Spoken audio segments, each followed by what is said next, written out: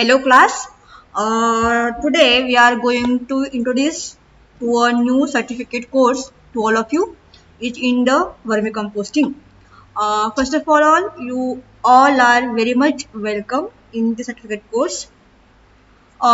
We are going to see in different processings and the techniques that we are using in case of vermiculture. की vermiculture काय आहे, ते कसं होतं आणि ते का करायचं आहे, what organisms we are going to use, and how the vermicomposting and what are the benefits of vermicomposting is to the normal humans or normal peoples.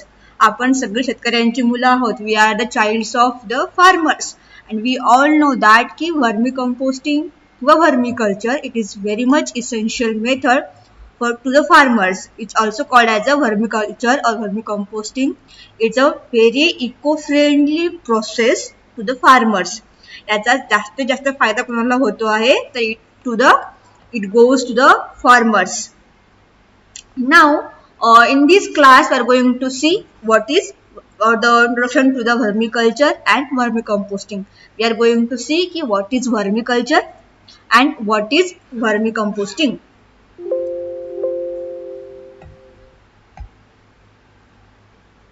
Now, when we see about the vermicomposting, so the vermicomposting is a simple technical process or the biotechnical because we are using animals. Why it is biotechnical? Because we are using animals. So it is a simple technological process in case we are using bios or the living beings and that processing of composting. Compost म्हणजे खत. In simple language it is called as a खत. रासायनिक म्हणतो ना आपण, रासायनिक खते, compost खते. So the compost is a natural compost. Natural like natural fertile soil. कैसे natural fertile soil. So the vermicomposting is a simple biotechnological process of composting in which certain species of earthworm are used to enhance the process of waste conversion and produce a better product. जे काही झाडापाचोळा आहे, जे काही कावडंक आहे किंवा शेण आहे, माती आहे, कचरा आहे, हा सगळा रॉ मटेरियल, सगळं waste material we are using and we are preparing some fertile soil. We are preparing some fertile compost. So the vermicomposting is nothing but a process in which we are using earthworm and along with the earthworm we are using the waste product like the raw sticks, then dunks and soil and water. And we are we are making some fertile soil. Again, the vermicomposting is the method of preparing enriched compost with the use of earthworm. Same की we are using earthworm. आपण अर्थवर्मचा वापर करणार आहोत. त्याच्यामुळे काय त्यामध्ये कुठलंच जे केमिकल आहे there will be the no chemical which will be the harm to the soil. So जे काही केमिकल्स आहेत we are not using, we are using instead of that earthworms. and it is one of the easiest method to recycle the agriculture waste. आपण बघतो की if you are having any idea, you know that की we are using some sticks, some straws. जे काही पालापाचोळा आहे आपण तो पालापाचोळा आणि मातीचा वापर करून we are preparing the fertile soil in case of vermicomposting. You can see these are the different earthworms. हे काय आहे, हे मातीचा एक ढीग आहे, एक हे आहे आणि त्या ढिगामध्ये we are having earthworms. So vermicompost is a stable, fine, granular organic manure which enriches soil quality by improving its physicochemical and biological properties. So the vermicompost जे आहे हे खत आहे, हे एक नैसर्गिक खत आहे आणि खत काय करतं, that खत uses or improve the soil quality. Now ते कसं होतं की earthworm consume biomass and excrete it in digested form called worm cast or the black gold. म्हणजे काय आहे की जे काही सॉइल मधलं जे काही पात्र झाडा दे आर कन्झ्युमिंग, ते खातात आणि त्याचे जे विष्ट आहे त्याचे जे एक्सक्रेटरी प्रोडक्ट्स आहेत ते will mix in to the soil and this soil will be get fertile and the cast are enriched in nutrients then they are promoting substance and beneficial for the soil microflora. म्हणजे जे काही ते consume करतात ते आणि त्यांची जे excreta बाहेर पडतो आहे, that excreta is very much in nutrient and they are having some micronutrients and that micronutrients makes the soil fertile. Now what is vermiculture? मग हे झालं वर्मी कंपोस्टिंग. द वर्मिकल्चर काय म्हणजे वर्मीज म्हणजे वर्म आणि कल्चर म्हणजे ग्रोथ, वर्मची ग्रोथ आपण तिथे करतो आहे. वर्मी कंपोस्टिंग काय आहे, आपण ते मॅन्युअर तयार करतोय, आपण तिथे खत तयार करतो आहे. That process called as a vermi composting. Vermis म्हणजे वर्म्स आणि कंपोस्ट म्हणजे खत, म्हणजे त्या वर्म्स पासनं तयार केलेलं खत म्हणजे काय आहे, वर्मी कंपोस्टिंग आहे. And what is vermiculture then? The vermiculture म्हणजे again worms are the worms and the culture will be the growth. So आपण त्या wormची growth करतो आहोत and that's called as a vermiculture. For the vermiculture we are using earthworms. Okay. So the composting done with the help of earthworm. गांडूळ म्हणतो आपण त्याला. The composting is done with the help of earthworms and that known as a vermicompost. एका worms पासनं तयार झालेलं खत आहे, त्याला म्हणतो आपण vermi compost. We will see the where what are the habitats, ते कुठे राहतात, what are the habits, nutrition, how they reproduce of different earthworms. Because we have to select a specific species. आपल्याला एक चांगली स्पीसीज त्याला निवडायची आहे, कारण we have to get a benefit from it. So आपल्याला त्याची we will see this which earthworm are used. Now there are different types of vermicomposting. एक आहे small scale vermicomposting which is a personal level. म्हणजे काय आहे की how much amount and the productions are getting from the vermicompost. On the basis of that there are two types. एक आहे small scale vermicomposting आणि एक आहे large scale vermicomposting. How much amount of the manure is preparing, तुम्ही त्याच्यापासून किती खत घेतात आहे. On that basis there are two types. एक large scale vermicomposting आहे आणि एक small scale vermicomposting आहे. Okay, so the small scale it on the basic level, on the personal level, म्हणजे they are having only 5 to tons of vermicompost annually. But in case of large scale we are having 50 to 100 tons of vermicompost annually. Then there are methods. There are two types of methods of vermicomposting. एक आहे bed method, एक आहे pit method. You will be seeing visually when we are going to see the practicals. आपण याची जेव्हा practical बघणार आहोत तेव्हा तुम्हाला त्याची सगळी आयडिया येईल की what is bed method, what is pit method. So the bed method it will be the composting is done in the floor by making bed. एक बेडच्या आकाराचा खड्डा तयार करून आणि त्याच्यामध्ये ऑर्गॅनिक मिक्सचर करून they are the bed method. You can see the pictures over.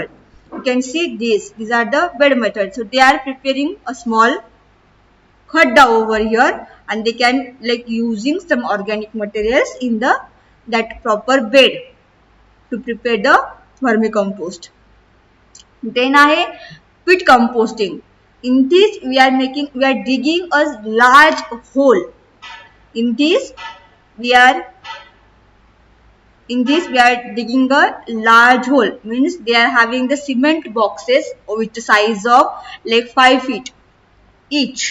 5, you can say the 5 square feet, and these are covered with the grasses or the straws, then any other local material like we are having dungs, we are having cow dungs, buffalo dungs, etc. So these are using, and these pit methods they are using for the large scale vermicomposting. You can see the pictures here. It is covered with the cements. These are the phases. We will see these phases when we go for the practicals. In today's class, we are going to see. Now here see. These are the phases of vermicomposting, like phase 1, phase 2, phase 3, phase 4 and phase 5.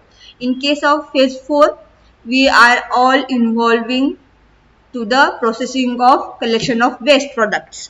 म्हणजे तुम्हाला शेण गोळा करायचा आहे, तुम्हाला different पाला पाचोळा गोळा करायचा आहे, and then you start to for the mechanical separations like metal, glasses, you are using this. I think this we are all going to this when we are going for the practicals. There are some steps which are followed in case of vermicomposting. Like vermicomposting unit should be in the cool, moist and shady site. You cannot like prepare the bed or the pits onto the sunny areas. But you have to that soil has to be moisture, because we all know that the earthworm requires moisture to grow. So the bed or the pit should has to be in the moisture places and the cool places, and where there has to be a shade. You have to prepare shade. तुम्हाला तिथे एक सावली तयार करावी लागणार आहे. Then we are using cow dungs and some dried leafy materials are mixed in the proportion of 3:1. म्हणजे 3:1 म्हणजे काय आहे की suppose if we are using 3 kgs of dungs, so we are using 1 kg of that dried materials or the leafy materials. Then these all materials we are have to we have to put into the that hole for the 15 to 20 days. Then a layer of 15 to 20 centimeter of chopped dried leaves, grasses should be kept. इथे तुम्ही नंतर you are adding some पालापाचोळा, some gavat, and you are again the beds partially decomposed into the 6 into 2 into 2 feet, and these each bed should contain 1.5 to 2 points in the raw material, and the number of beds can be increased as per raw material availability and requirement.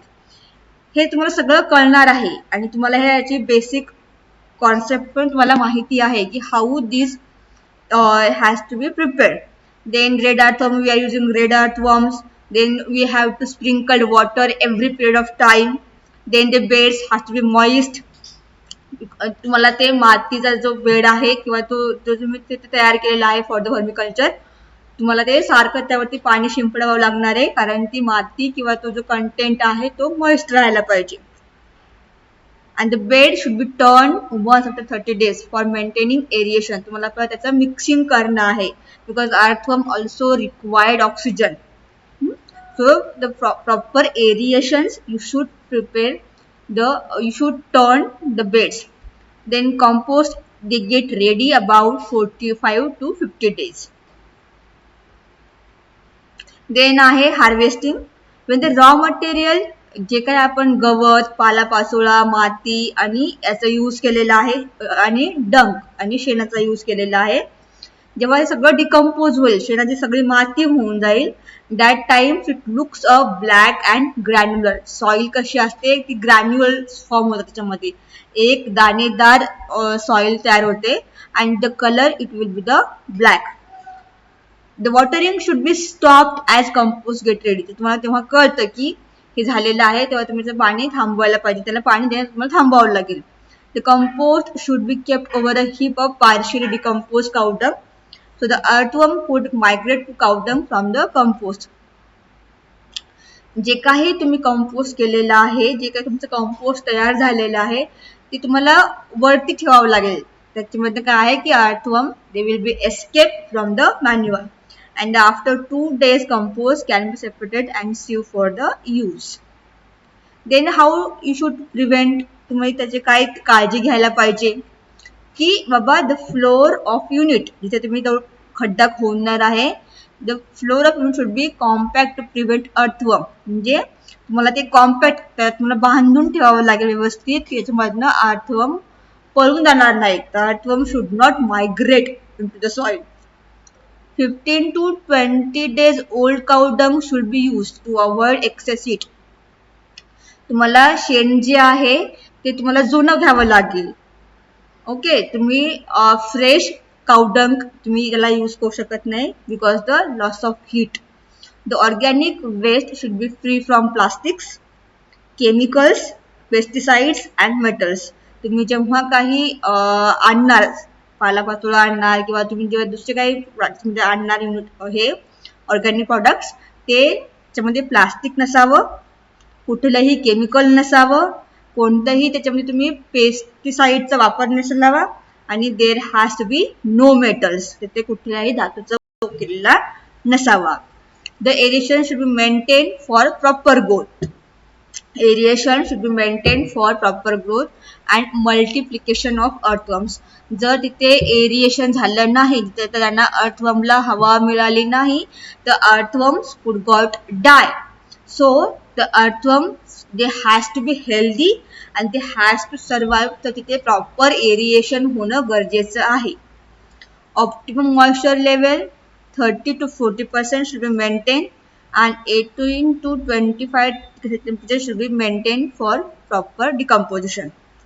म्हणजे तुमची moisture level ही 30 ते 40% असलीच पाहिजे आणि temperature it should not goes rise about 30 degree.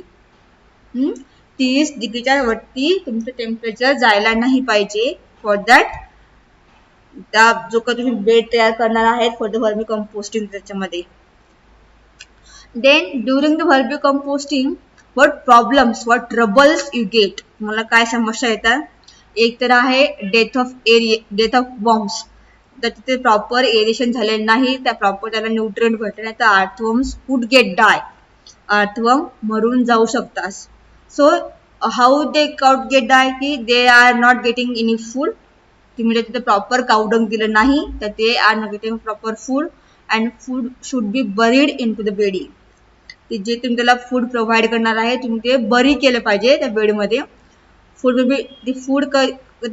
Food हे खूप खाली असेल तर अर्थवर्मला ते घेता येत नाही. Earthworm couldn't reach to the food. So त्याला ते फूड अवेलेबल करून देणं आपलं काम आहे. Then the earthworms may get die.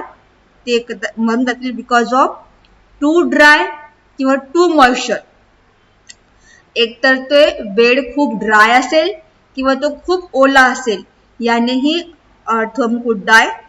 Then खूप ओला असेल, टू वेट, तुम्ही अगदीच त्याचा लिक्विड फॉर्म मध्ये ते करू शकत नाहीत, त्यांनीही ते अर्थवर्म मरू शकतात. Worms will be too hot, could be in a shade. जे काही शेडचं टेम्परेचर आहे ते खूप जास्त असेल त्याच्यामुळेही worms they get die. Then they are having bad smells. कधी कधी शेणाचा वास यायला लागतो because not enough of air circulation. Dry bedding under the odd over, म्हणजे जर त्याला प्रॉपर मॉइश्चर नाही भेटलं तर तिथे ओडरचा तो जो काही स्मेल आहे, जो काही वास आहे तो घाणायला लागतो आणि that turn in to the food. What are the advantages of vermicomposting, की हे सगळं जे आपण करणार आहोत in case of the certificate course, की याचा काय फायदा आहे. की एव्हरी टाइम आपण म्हणतो की बाबा ठीक आहे earthworm are the friends for the farmers, ते सॉइलची फर्टिलिटी वाढवतात, सॉइलला फर्टाईल करतात. पण what are the actual advantages of vermi compost, आपण का करायला पाहिजे vermi compost.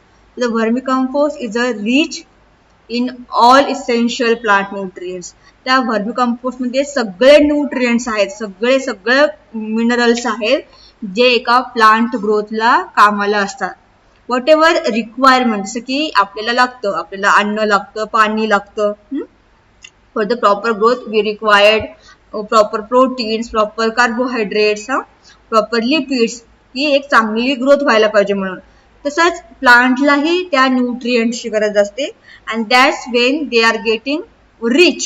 Plants get rich, plants get like more fertile. So for that we can, the vermicomposting, they are having all types of nutrients, सगळ्या प्रकारचे त्याच्यामध्ये nutrients असतात for the plant growth.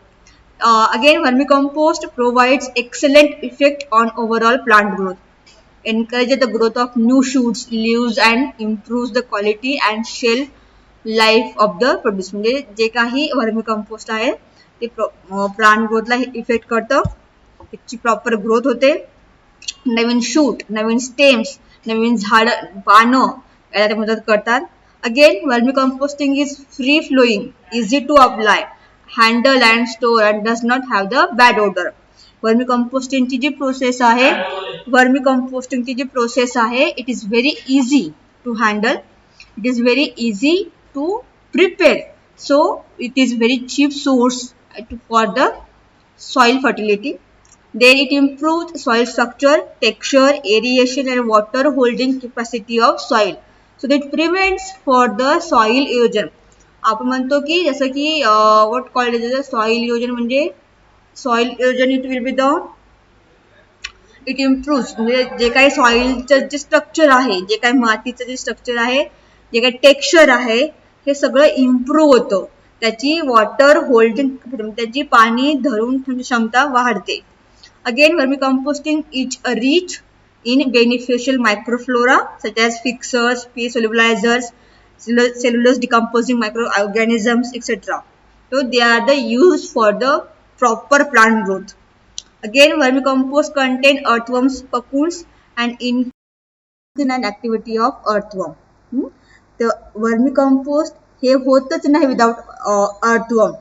So the earthworm जे काही reproduction आहे, it is also improvise and the population of earthworm grows. It neutralizes the soil protections. जो काही pH सॉइलचा pH आहे, जसं आपण केमिकल्स मॅन्युअर यूज केले, जर तुम्ही रासायनिक खतांचा वापर केला तर सॉइलचा pH वाढतो. Sometimes the soil get more acidic or sometimes soil get more alkaline. तर त्या सॉइलचा pH मेंटेन राहायलाही वर्मीकंपोस्टिंग हेल्प करतात. Then it prevent nutrient losses and increase the use of efficiency of chemical fertilizers. म्हणजे की त्याची जी efficiency आहे, कोणती, ज्या रासायनिक खतांची जी इफिशियन्सी आहे, जे काही त्याचे झालेला प्रभाव आहे सॉइलवरती, तो कमी करतं. Then vermicompost is free from pathogens, toxic elements, weed seeds etcetera. की तण जे आहे शेतामध्ये जे तणकट तयार होतं तोही होत नाही, कारण this is free from all kind of pathogens आणि elements. Vermicompost minimizes the incidence of pest and disease, and it also enhances the decomposition of organic material in the soil. जे काही ऑर्गॅनिक मॅटर आहे त्याला ते decompose again करायला मदत करतं. Then vermicompost are also having valuable vitamins, enzymes and hormones like auxins, gibberellins. So auxin, gibberellins जे काही हार्मोन्स आहेत, they are very much for the plant, important for the plant growth. आणि हे सगळे जे काही न्यूट्रिएंट्स आहे, they all includes in this vermicompost. Vermicompost is one of the best manure. हे एक प्रकारचे सगळ्यात महत्त्वाचं खत आहे फॉर द सॉइल फर्टिलिटी आणि plant growth. In next class we are going to see which earthworm we use, what are the habitat of different earthworms and how they grow. Okay.